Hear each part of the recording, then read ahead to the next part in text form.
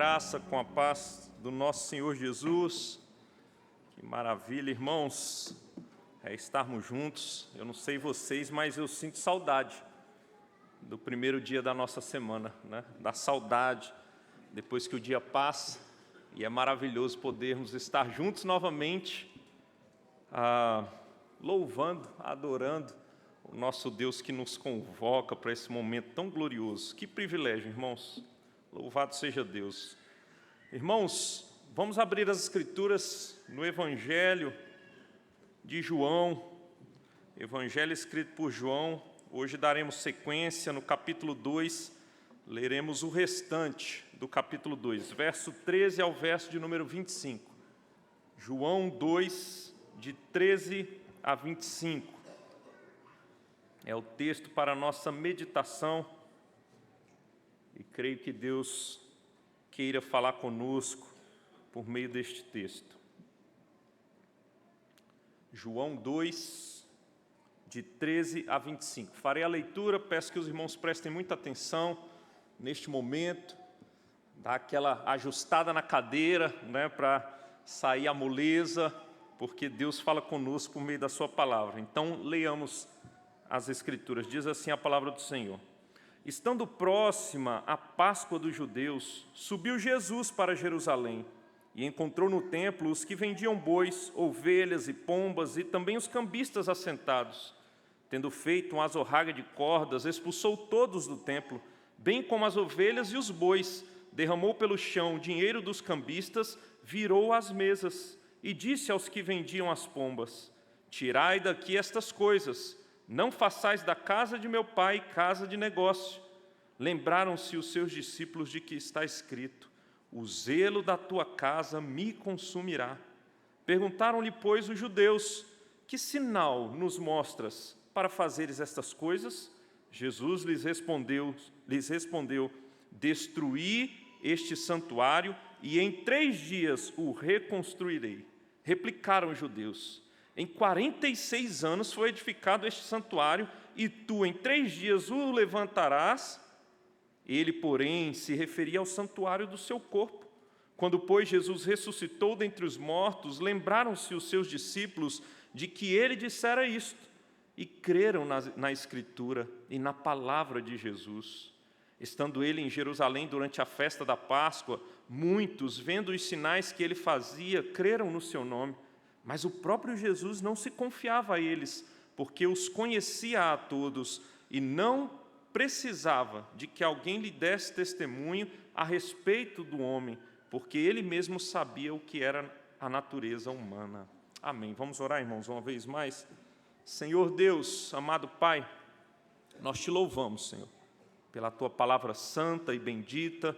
Te louvamos porque o Senhor fala conosco, ó Deus, quando cantamos as Escrituras. O Senhor fala conosco quando oramos as Escrituras, quando lemos o texto bíblico, Pai. E rogamos para que o Senhor também fale conosco, ó Pai, por meio da pregação da Tua palavra, da explicação da Tua palavra, da aplicação da Tua palavra. Rogamos a Tua graça, ó Deus, e rogamos o Teu favor para conosco. Ajuda-nos, Pai. Só o Senhor sabe, ó Deus, como me sinto pó, nada, ó Deus, vindo aqui falar da parte do Senhor, e eu preciso desesperadamente do Teu auxílio, Pai. Sei que meus irmãos também precisam, ó Deus, do Teu auxílio. Sei que meus irmãos precisam que o Senhor abra os ouvidos do coração, para que a Tua palavra entre e faça morada, ó Deus, e traga uma reforma espiritual aos nossos corações. Rogamos a Tua graça, Pai, o Teu auxílio, no nome de Jesus. Amém. Amém.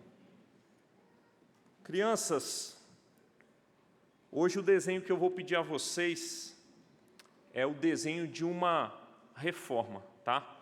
Imagine a casa de vocês sendo reformada. O que você gostaria na sua casa que fosse reformada? Então desenhe a parte da sua casa que você gostaria que fosse reformada, com os pedreiros ali talvez quebrando as paredes, partes para que seja reformado. Cadê o João? O João que gosta de engenharia, tá? Desenha aí a casa sendo reformada, viu, João?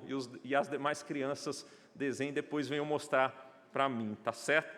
Eu não sei quantos de vocês já passaram por alguma reforma, né? Já reformou a sua casa, já reformou o seu apartamento.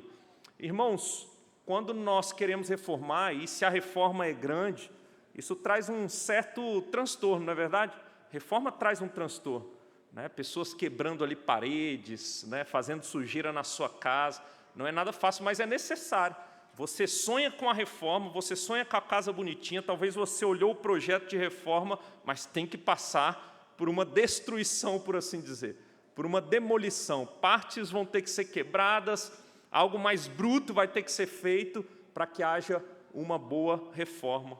Eu me lembro quando eu era menino, adolescente, morava com os meus avós já, e eu lembro da casa passando por uma reforma. Irmãos, era ruim demais, era um transtorno. Poeira para todo lado, e a gente tinha que mudar de cômodo, e depois aquele cômodo ia ser arrumado, a gente mudava com as coisas para outro cômodo, e não podia ir na cozinha, e terra para todo lado. Faz parte, irmãos, mas é necessário para que haja uma boa reforma. Irmãos, quando nós olhamos para esse texto, nós temos diante de nós uma reforma, não de uma casa física, mas nós temos uma reforma da adoração do povo de Deus. Nós temos o Senhor Jesus anunciando e realizando uma reforma da adoração, do culto ao Senhor, da pureza que era necessário ser resgatada do culto, da adoração ao nosso Deus. E o Senhor Jesus, como alguém que prezava pela pureza, que era zeloso pelas coisas do Pai, ele então começa aqui uma reforma. Essa reforma passa por quebradeira, mas não para na quebradeira não. O Senhor Jesus quer restaurar algo e fazer algo que está feio, que está precisando ser transformado em algo belo, em algo bom, em algo puro, em algo agradável ao Senhor. É isso que nós vemos nesse texto, irmãos. Nós acabamos de sair daquela linda festa de casamento. Som, parou aqui. Ok, será que eu vou ter que usar o meu gogó? Som, opa. Ok, voltou. O Senhor Jesus acabou de sair daquela linda festa de casamento. Vocês se lembram? Semana passada nós vimos aquela bela festa que não acabou em vergonha, mas em celebração, em júbilo, em alegria. E agora, irmãos, nós temos o Senhor Jesus, depois de passar por Cafarnaum, indo a Jerusalém. E temos então uma cena que talvez para muitos seja um tanto quanto bruta, um tanto quanto trazendo a imagem de um Jesus indignado, de um Jesus irado. Parecem duas coisas diferentes, parecem duas coisas distintas. Só um detalhe, lá atrás, está dando para escutar? Ok, eu vou gritar aqui, vai dar certo, ok? Então nós vemos que parecem duas coisas distintas, mas é o mesmo Jesus, irmãos. É o mesmo Jesus que está realizando a sua obra, continuando a sua obra que é perfeita, e é isso que nós vemos aqui. O texto vai mostrar para nós, então, essa grande reforma, e por isso, nós meditaremos no seguinte tema hoje: o grande reformador Jesus. Esse é o tema da mensagem de hoje. O grande reformador Jesus. Nós veremos isso, irmãos, em 3 partes nesta manhã. 3 partes, ok? A primeira, nós vemos que o grande reformador Jesus, ele combate a falsa adoração. Em segundo lugar, nós vemos que o grande restaurador Jesus, ele restaura a verdadeira adoração. E em terceiro lugar, nós vemos que o grande reformador Jesus, ele discerne os que são seus, ok? 3 pontos então para nós. Irmãos, antes de então entrarmos no primeiro ponto, um primeiro detalhe importante aqui, que talvez, ok, que talvez em alguma das leituras de vocês, dos evangelhos, você tenha estranhado, mas nós temos o relato do Senhor Jesus fazendo essa purificação do templo, essa restauração da adoração, confrontando os judeus ali no templo, e essa narrativa está no início do evangelho que João escreve. É o que nós temos aqui, logo no início, depois da festa em Caná da Galileia, depois de ir a Cafarnaum, ele vai a Jerusalém. Quando você lê essa mesma história nos sinóticos, nos outros 3 evangelhos, você vai ver que essa história está sendo relatada na semana em que o Senhor Jesus ele vai ser crucificado. Na semana final do Senhor Jesus. E talvez você pense, mas o que está acontecendo? Essa história, ela aconteceu no final ou no início do ministério do Senhor Jesus? Há quem diga que quem está certo é o evangelista João. Essa história, essa narrativa aconteceu no início do evangelho, ou do ministério do Senhor Jesus. Há quem diga que os evangelistas sinóticos é que estão corretos e essa história aconteceu no final. Mas há quem diga, irmãos, e eu concordo particularmente, que bem provavelmente houveram 2 purificações do templo, tá certo? Uma no início do ministério do Senhor Jesus e outra no final do ministério. E algumas características do texto mostram isso para nós. Algumas diferenças importantes no texto que não são narradas em um texto e é narrada no outro estão presentes, e isso mostra provavelmente essa diferença entre essas 2 purificações do templo do Senhor Jesus. Por exemplo, no evangelho sinótico, nos sinóticos, no final, o Senhor Jesus é crucificado, e na sua crucificação, no escárnio do Senhor Jesus, alguns vão dizer, você não é aquele que diz que restauraria o templo em 3 dias? Então sai dessa cruz, salva-se a ti mesmo. Ok? E provavelmente eles estão lembrando dessa primeira vez que é narrada no Evangelho de João, da purificação do templo, a primeira purificação do templo. Porque, de outra forma, irmãos, os narradores dos sinóticos eles teriam colocado nesta narrativa este fato, tão próximo da sua crucificação. E outros fatos mais importantes são narrados em uns e não em outros. Ok, o microfone voltou. E isso mostra que houveram 2 purificações. Mas mais do que isso, quando você olha para o texto, uma leitura natural mostra detalhes gramaticais e detalhes literários que apresentam conexões temporais, tanto nos sinóticos como nessa narrativa de João.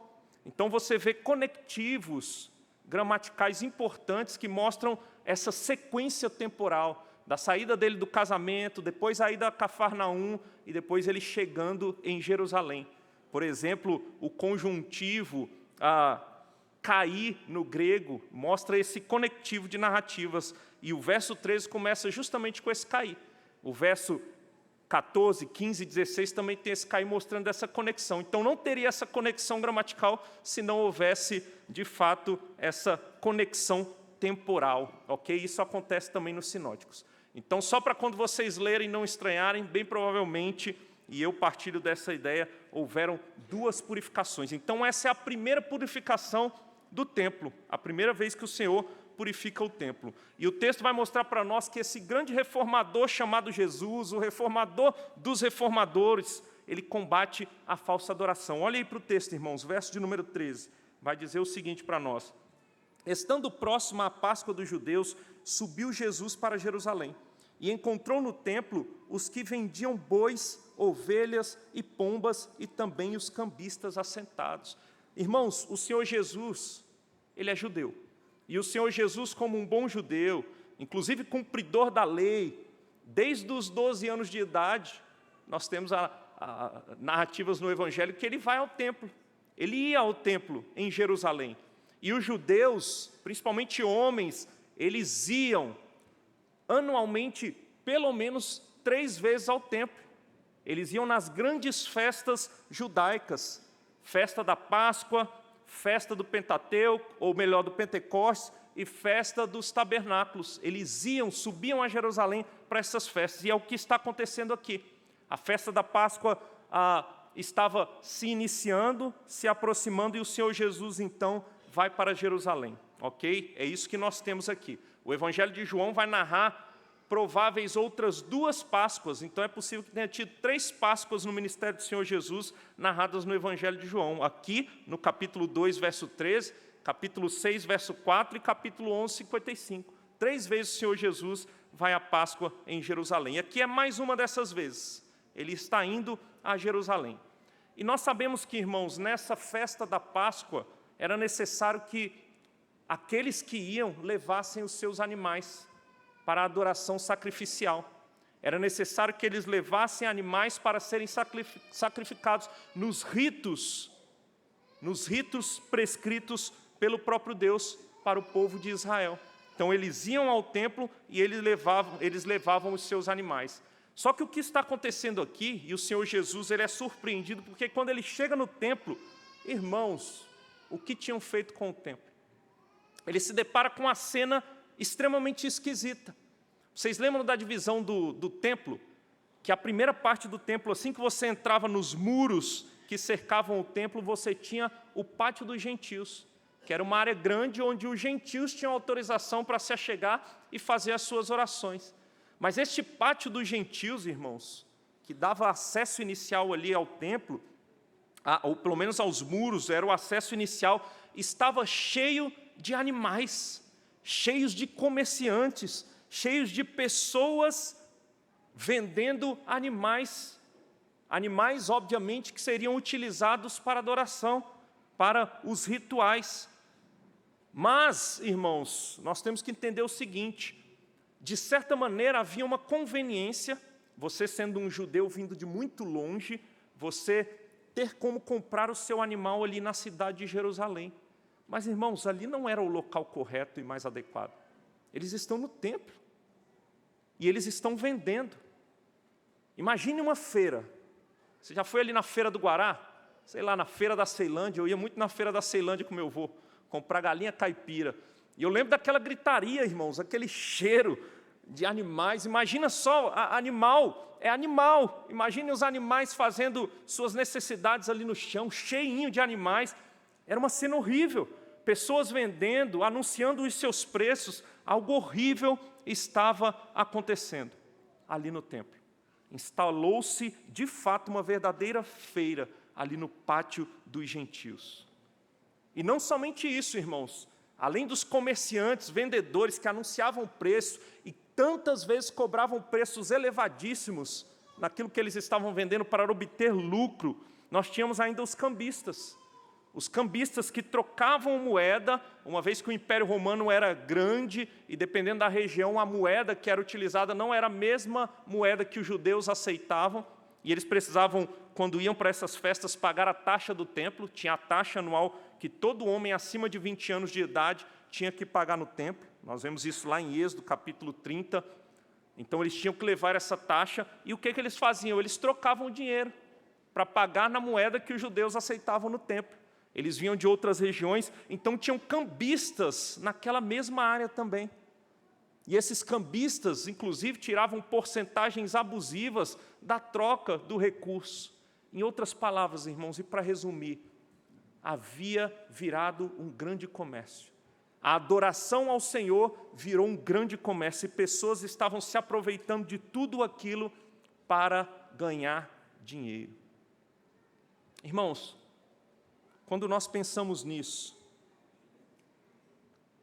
é muito diferente do que nós vemos nos nossos dias, irmãos. É muito diferente. Pessoas se aproveitando da fé, da religião, até mesmo da fé cristã, ou pelo menos distorcem ela e pessoas acreditam que estão vivendo a fé cristã para extorquirem pessoas, extorquirem fiéis, extorquirem muitas vezes pessoas simples. É o que nós vemos hoje, irmãos, mas não é novidade. É o que estava acontecendo aqui. E por isso a grande indignação do Senhor Jesus. O Senhor Jesus se depara com tudo aquilo e Ele conhece as motivações do coração, Ele está vendo toda aquela cena e o Senhor Jesus, irmãos, se indigna. E o texto continua e Ele diz para nós o seguinte, verso de número 15. Tendo feito um azorrague é um chicote de cordas, expulsou todos do templo, bem como as ovelhas e os bois, derramou pelo chão o dinheiro dos cambistas, virou as mesas e disse aos que vendiam as pombas: tirai daqui estas coisas, não façais da casa do meu pai casa de negócio. O Senhor Jesus fica indignado, irmãos. A nova aliança ainda não havia sido inaugurada, o templo ainda tinha a sua relevância. Obviamente que o Senhor Jesus já está mostrando uma transição de alianças aqui, e de formas de administração, formas de administrar as alianças, mas a aliança antiga está em vigor aqui, a casa do Senhor está sendo vilipendiada. Em outras palavras, o nome do próprio Deus está sendo vilipendiado. E o Senhor Jesus, então, irmãos, ele se indigna, ele fica extremamente indignado, ele faz um chicote de cordas. E aqui, antes que você exagere na indignação do Senhor Jesus, ele faz um chicote, irmãos, porque tinham animais, tá? E ele expulsa bois, ovelhas com seu chicote, né? Não imaginem a cena aqui do Senhor Jesus dando chicotada nas costas dos outros, botando o pessoal para correr com chicotado. Não, o chicote não era para as pessoas, tá certo? O Senhor Jesus não agrediu ninguém aqui, tá? Antes que você se valha do texto e fale, foi o pastor que ensinou assim, né? Para fazer coisas erradas por aí. Não é isso, era para os animais. Mas isso não quer dizer que o Senhor Jesus não estivesse indignado. Ele vira as mesas, derruba as mesas, expulsa os cambistas, os comerciantes, com grande ira e indignação. A sua ira santa é demonstrada, o zelo pela casa, pela honra do seu Pai é demonstrado nesse momento, irmãos. O Senhor nosso Deus, ele é zeloso, e quando necessário é mostrar a sua ira como Deus zeloso, o próprio Senhor Jesus, o Deus homem, ele mostra, irmãos. E como é importante nós entendermos isso. Ainda mais numa transição de uma festa, de uma celebração, onde o Senhor Jesus celebra e promove a alegria daqueles que estavam presentes na festa, é importante nós entendermos que esse é o mesmo Jesus, não é outro Jesus, não. Talvez alguns tenham dificuldade em olhar para esse Jesus que se ira, mas ele é zeloso, e ele é santo, e ele preza pela santidade do seu Pai. Esse não é o Jesus do The Chosen, não, viu, irmãos? Quem gosta aí do Jesus The Chosen, esse não é Jesus The Chosen, não. Esse é um Jesus santo, um Jesus justo, um Jesus que ele zela pela sua santidade, exercendo então justiça. Louvado seja Deus por isso, irmãos. Que maravilha o que nós temos aqui, o Senhor Jesus glorificando o Pai, mostrando a sua ira. Então ele expulsa todos. E, irmãos, é provável que aqui esse símbolo haja um símbolo profético que denuncia a adoração falsa, que denuncia a adoração maculada do povo de Israel. Quando nós olhamos para o texto de Zacarias, por exemplo, Zacarias capítulo 14, vamos abrir lá rapidamente, é bem aí próximo, no final do Antigo Testamento, Zacarias 14, verso de número 21.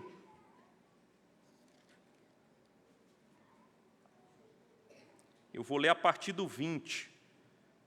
E os irmãos acompanhem. Diz assim, ó, naquele dia será gravado nas campainhas dos cavalos, santo ao Senhor.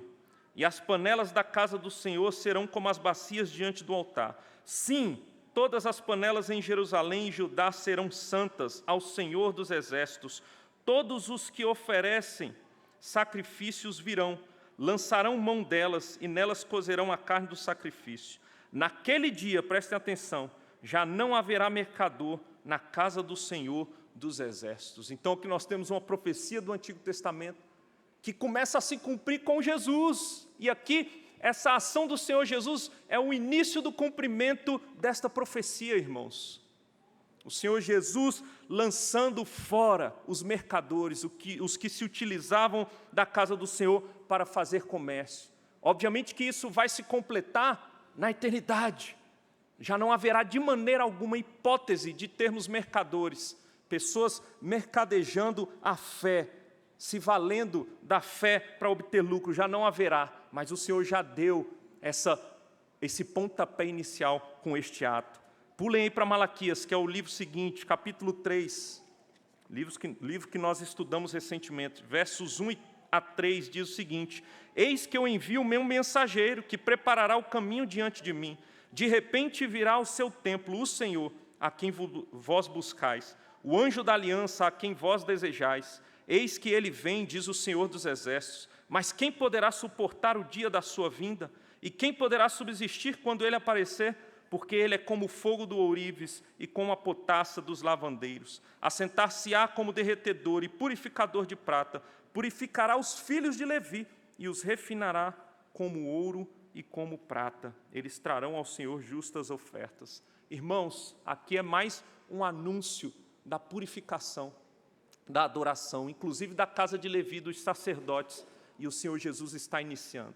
É bem capaz que aqui no templo, o Senhor Jesus percebeu que os sacerdotes estavam envolvidos com esse comércio de alguma maneira. Existe possibilidade, irmãos, de alguns animais que eram vendidos e depois dados para o sacrifício, eram depois revendidos, o mesmo animal antes de ser sacrificado. Imagine que loucura, que malícia dos sacerdotes. Então o Senhor Jesus precisa purificar a adoração. É possível que os próprios sacerdotes, eles aceitassem muito mais fácil os animais que eram vendidos no templo do que animais que vinham de fora, ainda que tivessem a mesma qualidade dos animais do templo, como se eles estivessem chancelando, comprem aqui. Então os sacerdotes tinham culpa no cartório, mas o Senhor Jesus vem para purificar, irmãos. E como nós lemos no Salmo 69, na liturgia, verso 9, o texto diz, é um salmo messiânico, ele diz que o zelo da tua casa me consumiu, falando do Senhor em relação aos inimigos. E aqui nós temos o cumprimento também dessa profecia messiânica. O zelo da casa do Senhor Deus Pai, consome o Senhor Jesus. E ele vai dizer no texto, consumirá. Olha aí o verso 17, diz assim, ó: lembraram-se os seus discípulos de que está escrito, o zelo da tua casa me consumirá. Sabe o que é interessante, irmãos? Nós temos aqui o consumirá no futuro. E o futuro aqui, no grego, tem o mesmo sentido do nosso futuro. É uma ação que ainda se cumpriria. Então ele iniciou esse zelo que já estava o consumindo, mas se consumiria como? Ele era tão zeloso com a adoração, irmãos, que aqui ele está anunciando, ou João percebeu isso e registra isso, o evangelista está anunciando a morte de Jesus. Para resumir, irmãos, tudo isso, para ficar fácil, sabe o que está sendo anunciado? Que é por meio da morte de Cristo que de fato a adoração pode ser purificada. Não há outra forma da adoração ser purificada a não ser pela morte do Cordeiro perfeito, do derramamento do seu sangue. Vocês lembram que eu disse na semana passada que havia uma conexão de assuntos aqui? O assunto da purificação conectava os textos. Aqui nós temos o anúncio também da purificação por meio do sangue. O zelo pela adoração a Deus Pai o consumiu de fato, a ponto dele entregar a sua própria vida para que nós pudéssemos estar aqui e adorarmos de maneira pura. Sabe por que nossa adoração pode ser pura? Por causa do sacrifício de Cristo. É mediante o que Cristo fez que nós nos reunimos para adorar o Senhor. E louvado seja Deus por isso, irmãos. E esse texto mostra essa verdade para nós, para que nós então adoremos de maneira pura o Senhor. Irmãos, antes de pular para o próximo ponto, eu confesso que esse texto, ele me causa alguns temores. Temores principalmente diante do que eu vejo nos nossos dias, que são esses falsos mestres, e é fácil de identificarmos, não é verdade? Que há falsos mestres usando da fé alheia para angariar recursos, é fácil. E geralmente nós, logo quando olhamos para um texto desse, nós olhamos para esses falsos profetas e nós até celebramos, e devemos sim ficar irados também com essa falcatrua, com pessoas se valendo da fé, da religião, para angariar e roubar pessoas. Nós devemos ficar indignados, sim, eu fico indignado, mas nós devemos também olhar para nós mesmos, irmãos. Nós devemos olhar para o nosso coração. Porque às vezes, irmãos, somos nós que nos apresentamos diante do Senhor, no culto ao Senhor, barganhando com o Senhor. Vocês sabiam que existe essa possibilidade? De muitos de nós estarmos aqui barganhando com o Senhor? Vocês sabiam que existe a possibilidade de alguns estarem passando por momentos difíceis na vida, talvez até tivessem meio distantes e falam, eu vou voltar para a igreja para as coisas darem certo. Você sabia que no momento de dízimos e ofertas é possível que alguns de nós tenhamos esse mesmo coração e barganhemos com o Senhor? Muitos de nós, muitas vezes, damos o dízimo, ofertas, não como forma de gratidão e obediência ao Senhor, gratidão pelo que Ele tem nos dado, mas pensando, se eu der, o Senhor vai retribuir. Se eu der, o devorador não vai levar minhas coisas. Se eu der, o Senhor vai fazer com que eu prospere 10 vezes mais. Se eu der, o Senhor vai abençoar minha casa, minha saúde. Irmãos, se você pensa assim, se arrependa hoje e abandone esse tipo de pensamento. Porque senão, somos nós, com esse pensamento, que somos merecedores do chicote do Senhor, merecedores da repreensão do Senhor. Nós estamos aqui para prestar culto devido àquele que já deu tudo por nós. Não é o que Ele tem nos dado simplesmente no tempo presente, Ele nos dá coisas no tempo presente, mas ainda que falte muitas das coisas que nós desejamos, irmãos, Ele já nos deu tudo, Ele nos deu salvação, Ele nos deu vida em Cristo Jesus, e nós estamos aqui, é nós que estamos retribuindo o que Ele já nos deu. Não faça barganha com o Senhor, não seja alvo ou passivo da repreensão do Senhor. E para finalizar de fato esse ponto, irmãos, que já está bem longo, nós devemos também, irmãos, combater tudo aquilo que mancha a pureza do culto ao Senhor. Sejam falsas doutrinas, nós precisamos ser zelosos e combativos contra falsos mestres e falsas doutrinas. Nós devemos ser zelosos e combativos contra tudo aquilo que mancha a honra do nosso Deus. Nós precisamos, como liderança dessa igreja, estar de olho em pessoas que muitas vezes se achegam e não são ovelhas do Senhor. Nós precisamos estar de olho em falsas doutrinas que alguns acabam por abraçar no meio do rebanho do Senhor, para que não haja levedação da massa. Nós precisamos estar de olho uns nos outros, para que más práticas não passem a fazer parte da rotina do povo de Deus. Nós precisamos estar de olho, irmãos, e combater tudo o que mancha a santidade, a honra do nosso Deus. Nós precisamos ter esse espírito de reformadores. Pensem na reforma protestante, por exemplo. Nós admiramos e louvamos a Deus, mas aqueles homens foram combativos. Aqueles homens combateram a heresia, aqueles homens, e muitos deles perderam a vida. Muitos deles estavam dispostos a dar a vida pela pureza da adoração da igreja do Senhor, e nós precisamos continuar com esse espírito reformador, esse espírito de zelo pelas coisas do nosso Deus. Mas, irmãos, o texto não para por aqui, e em segundo lugar, irmãos, o grande reformador, Jesus, Ele restaura a verdadeira adoração. Sim, Ele é duro contra aqueles que não são verdadeiros adoradores. Sim, Ele é duro, e Ele exorta, admoesta, e é extremamente duro, expulsando aqueles que não são verdadeiros adoradores, mas o Senhor Jesus, Ele vem para restaurar a verdadeira adoração, e louvado seja Deus por isso. Olhem só o verso 18, o que diz, irmãos. Perguntaram-lhe, pois, os judeus: que sinal nos mostras para fazeres estas coisas? Eles pedem um sinal para o Senhor Jesus, como dizendo: por que você tem autoridade? Ou o que mostra que você tem autoridade para fazer o que está fazendo? Os judeus questionam o Senhor Jesus diante do que Ele está fazendo. E é bem provável que alguns tenham gostado e tenham entendido, Ele está correto. Mas eles pedem esse sinal do Senhor Jesus. Então o verso 19 diz: Jesus lhes respondeu: destruí este santuário e em 3 dias o reconstruirei. Esse santuário, ele será destruído. Está vendo esse templo? Ele será destruído. Mas em 3 dias eu o reconstruirei. Irmãos, ninguém entendeu nada. Essa é a verdade. Ninguém entendeu nada, absolutamente nada. Talvez alguns tenham achado que Jesus era meio louco. O que Ele está falando? Nem os discípulos entenderam nesse momento do que o Senhor Jesus está falando. O verso 19 vai mostrar isso para nós. Olha aí o verso 19. Cadê? Verso 19. Melhor, o verso 20. Replicaram os judeus: em 46 anos foi edificado este santuário, e tu em 3 dias o levantarás? Aquele templo, irmãos, havia sido começado a reconstrução dele com Herodes, mais ou menos no ano 20, 19 a.C. E aqui nós estamos em meados do ano 26, 27 depois de Cristo. Eles falam 46 anos, demorou para esse templo ser reconstruído. O templo de fato foi ser reconstruído só lá em 63. Né? E 7 anos depois ele foi destruído novamente, de uma vez por todas.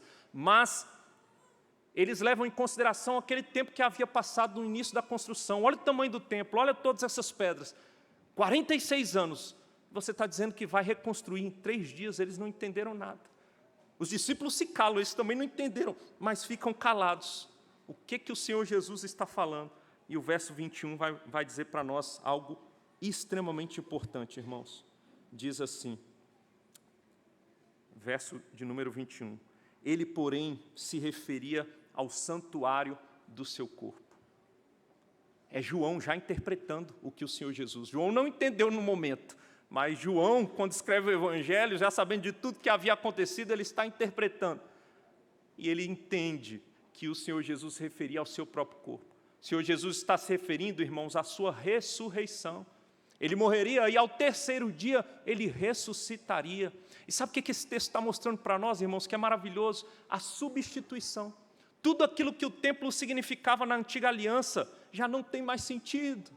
Porque aquele que é o maior que o templo, aquele que representa a própria glória do Deus invisível, ele está presente. Se o templo apontava para a presença de Deus entre o povo, agora o próprio Deus encarnado está entre o povo. Não é necessário mais o templo. E o Senhor Jesus já está dando indícios, mostrando, apontando essa transição de significado da aliança. Eu estou presente com vocês. Eu sou o templo que será reconstruído em 3 dias, se referindo à sua ressurreição. O corpo de Jesus, irmãos, torna-se o ponto focal da manifestação de Deus ao homem, cumprindo tudo o que o templo significava. Que maravilha entender isso, irmãos. Que maravilha. Os discípulos não entendem naquele momento, mas diz o verso 22, quando, pois, Jesus ressuscitou dentre os mortos, lembraram-se os seus discípulos de que ele dissera isto, e creram na Escritura e na palavra de Jesus. Que maravilha! A ressurreição, irmãos, é algo glorioso que deve gerar fé no nosso coração, que deve nos encher de esperança. Eles não entenderam nada naquele momento. Eu fico imaginando a cara deles. Eu não sei quantos aqui já são presbiterianos há muito tempo, mas é comum no meio presbiteriano dizer que presbítero, e me perdoe, viu, presbítero Alex, mas fala que presbítero tem piada ruim, não é verdade? Presbítero, um dos pré-requisitos para ser presbítero é contar piada ruim. E falam que pastor também, viu? É o presbítero docente e regente. Sabe aquela piada, quando você está numa roda de presbíteros, o presbítero conta, aí você vê só presbítero rindo, e você fica olhando para a cara deles? Ou talvez você dá uma risada simpática assim, mas sem entender nada. Aí você vai para casa pensando naquilo, não entendi nada. Né? E quando na hora de dormir você está deitado com a esposa, você dá uma gargalhadona.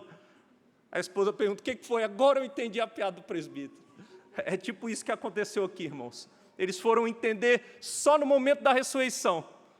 Já havia sido anunciado, mas eles não entenderam nada. Mas quando eles entendem, quando o Senhor Jesus ressuscita, eu imagino, irmãos, não foi uma simples gargalhada, mas o coração foi tomado de uma alegria, de um vigor, porque é isso que a ressurreição deve fazer, irmãos. A ressurreição é extremamente importante para a nossa fé.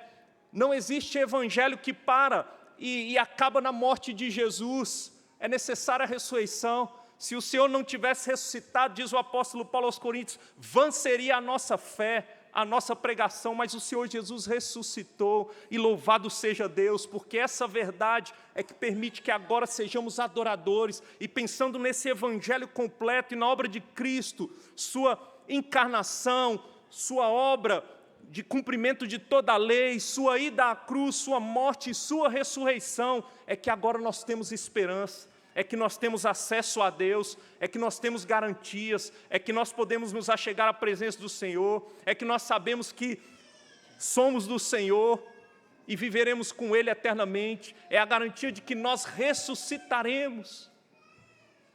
Se você lê o Evangelho, ou melhor, o livro de Atos dos Apóstolos, os apóstolos estão um tanto quanto cabisbaixos quando o Messias morre, ainda estão sem entender nada, mas depois percebam que depois da ressurreição, aqueles homens se tornam homens destemidos, porque a ressurreição é importante, irmãos. É levando a ressurreição do Senhor Jesus em consideração que nós devemos nos alegrar completamente aqui. É levando em consideração a ressurreição do Senhor Jesus que nossa adoração se torna completa e verdadeira e pura diante do Senhor. Ele veio para restaurar, Ele veio para trazer restauração. E sabendo da condição do homem, e sabendo que o homem não era capaz por meio dele mesmo, porque toda a antiga aliança mostra isso, que o homem era incapaz, ele morre e ressuscita, e agora nós podemos adorar em espírito e em verdade. Que maravilha, irmãos! Que maravilha são essas verdades que nós temos diante de nós. Que maravilhas gloriosas. E o Espírito Santo é quem nos capacita a crer nessas verdades. O Senhor Jesus vem, o templo é derrubado, Ele restaura o templo, Ele está se referindo ao seu corpo, e depois que Ele é assunto aos céus, Ele envia o outro Consolador, o Espírito da verdade, que o mundo não pode receber, mas Ele habita em nós e estará em nós para todo sempre. Nós podemos analisar aqui a teologia bíblica do templo, o templo na antiga aliança e sua importância, a presença do Senhor no templo. Nós vemos o templo em Jesus, o próprio Senhor Jesus dizendo, eu sou o templo, e aqui está a presença do próprio Deus, mas quando Ele é assunto aos céus, Ele enviou outro Consolador. E sabe onde Deus habita agora? Em nós. Templos do Senhor, cheios do Espírito, o Senhor habita em nós, o Senhor está aqui, irmãos, no meio do seu povo. E quando eu falo aqui, eu não estou se referindo neste prédio especificamente. Se fosse ali no estacionamento, e nós reunidos e cultuando, ali estaria o Senhor conosco. E quando nós saímos, o Senhor sai conosco, habitando em nós. Louvado seja Deus, esse Espírito que habita em cada um de nós, esse Espírito que abre o nosso entendimento para crermos nessas verdades. Antes de pular para o próximo ponto, só percebam aí, irmãos, olha só que maravilha, capítulo 14 de João, deem um pulo aí no capítulo 14, verso de número 26.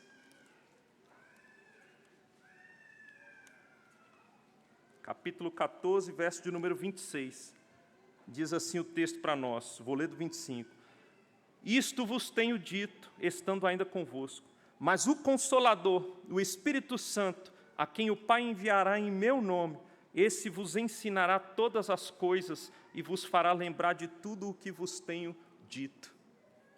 O Espírito Santo, irmãos, foi quem fez os discípulos lembrarem do que o Senhor Jesus havia dito quando Ele ressuscita. Eles lembraram daquele momento no templo. É o Espírito Santo que faz a gente lembrar das verdades do Evangelho. É que nos faz conhecer essas verdades e crer nessas verdades e caminhar por fé nessas verdades. Louvado seja Deus, irmãos, porque temos agora esse Espírito que habita em nós, Igreja do Senhor. Aquele que era o templo foi assunto aos céus e mandou o seu Espírito. E esse Espírito agora habita em nós. E é Ele que nos faz conhecer essas verdades e caminhar agora pela fé. Louvem a Deus, roguem a Deus para que o Espírito habite em vocês, locuplete a vida de vocês. Use das disciplinas espirituais para que você seja cheio do Espírito, para que você caminhe nessa verdade. Inclusive anuncie essa verdade para que outros também creem. O que nós vemos aqui, e só existe essa possibilidade do Espírito habitar em nós porque Cristo morreu por nós, irmãos. Porque Cristo deu a vida por nós. E agora podemos ser chamados de verdadeiros adoradores. O Senhor restaura a adoração. O Senhor é duro com os que não são, mas o Senhor é amoroso, nos chamando para essa relação, nos dando o seu Espírito. Porque Ele morreu por nós, agora nós podemos adorar Ele em espírito e em verdade. Louvem a Deus, irmãos, com a vida de vocês, por essas verdades gloriosas e maravilhosas. Mas por fim, irmãos, por fim, o texto finaliza para nós, verso de número 23, mostra para nós, de 23 a 25, que o Senhor, que é o grande reformador, o Senhor Jesus, Ele discerne os que são seus. Diz assim o texto, estando Ele em Jerusalém durante a festa da Páscoa, muitos vendo os sinais que Ele fazia, creram no seu nome. Mas o próprio Jesus não se confiava a eles, porque os conhecia a todos.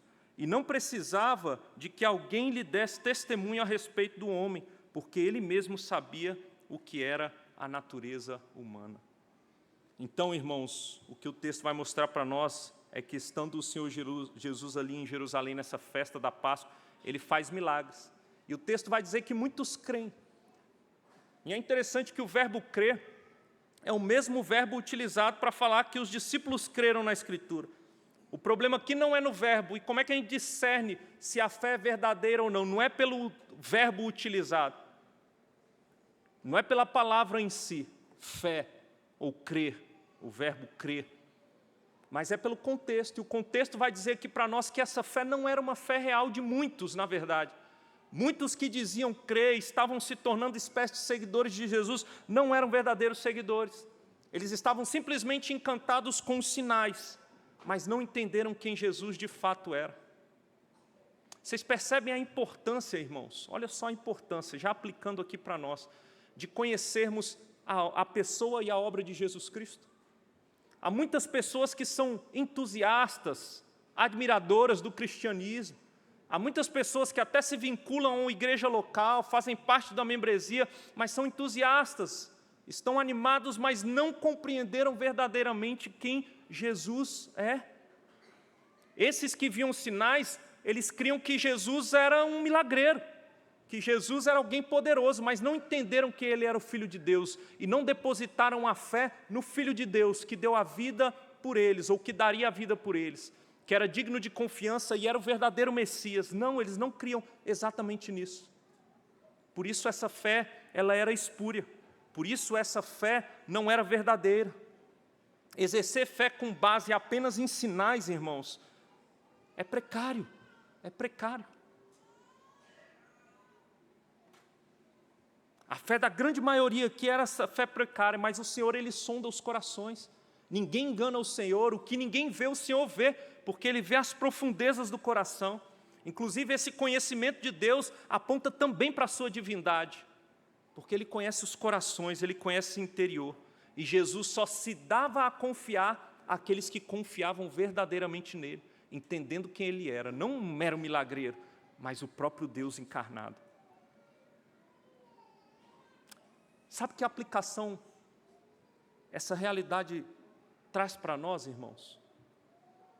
Ela traz a aplicação de que nós devemos sondar o nosso coração, de que nós não podemos nos acostumar com o sagrado, de que nós não podemos nos acostumar com isso aqui, nós não podemos nos acostumar com a mensagem do Evangelho, não podemos nos acostumar. Muitos de nós, irmãos, corremos o risco de estar vivendo uma fé espúria, mecânica, automática, ritualística, religiosa, meramente religiosa. Há a possibilidade de muitas pessoas fazerem parte da igreja porque acham o círculo social interessante. Pessoas que não fazem muitas besteiras por aí, pessoas que não saem por aí enchendo a cara.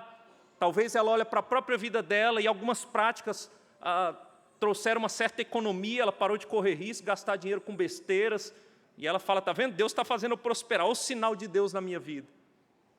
A possibilidade de muitos de nós termos nos encantado com a boa teologia, e a boa teologia foi o que nos encantou, mas perdemos de vista a essência da fé cristã, o próprio Evangelho. Há possibilidade, irmãos, e nós precisamos sondar os nossos corações, para que nós não sejamos pegos como esses que estão com o coração longe, de corpo presente, mas com o coração longe. Você já sondou o seu coração? Por que você faz o que faz? Por que você vem à igreja, se reúne com o povo de Deus? Por que você é um cristão? Adolescente que está aqui presente, olha aqui para mim. Você vem à igreja e você é membro dessa igreja só porque seus pais são? Ou você entregou a sua vida a Jesus Cristo verdadeiramente? Você entendeu quem Jesus é e lançou toda a sua confiança nele, ou você está aqui só por causa dos seus pais? Não faça isso. Isso é fé espúria.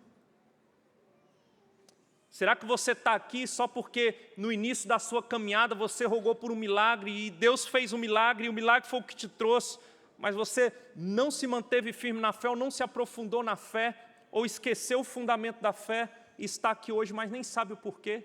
É possível isso acontecer, irmãos.